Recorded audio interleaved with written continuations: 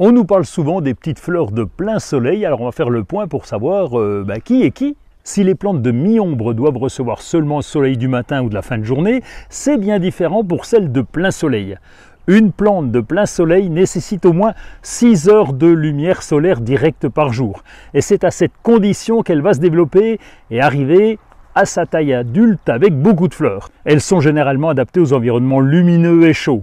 Elles peuvent résister à la sécheresse dans une certaine mesure et prospèrent dans des conditions où la lumière est abondante. Il en existe un bon paquet, c'est même la majorité des petites fleurs qu'on va installer au jardin. Alors on va voir les principales. Pour les plantes annuelles, celles qui meurent aux premières gelées automnales, elles vivent une seule saison et sont très florifères.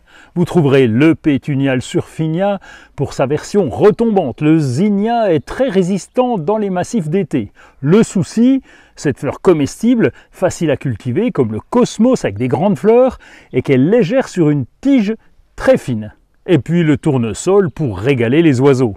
Du côté des plantes vivaces qui repoussent chaque année, là aussi il y a beaucoup de monde. Les vivaces, comme on l'a dit, sont des plantes qui vivent plusieurs années et dont la floraison dure à peu près 1 mois ou 2. Le Gora donne du mouvement et de la légèreté au jardin. L'Echinacea est très mellifère et même médicinal. La gaillarde au ton vif est rustique et puis très durable. Le Coréopsis a une floraison prolongée et un feuillage très fin. Du côté des sous-arbrisseaux et des arbustes, eh bien, la lavande nous embaume. Le Buddleia, l'arbre à papillons, attire les pollinisateurs.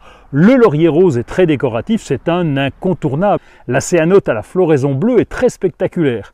Le romarin aromatique est parfait en haie basse. Et puis on ne va pas oublier les graminées qui apportent légèreté et fluidité dans tous les espaces extérieurs. Et comme il s'agit de plantes de plein soleil, pensez à bien arroser, surtout pour les plantes en pot, et puis pailler le sol, comme ça gardera l'humidité.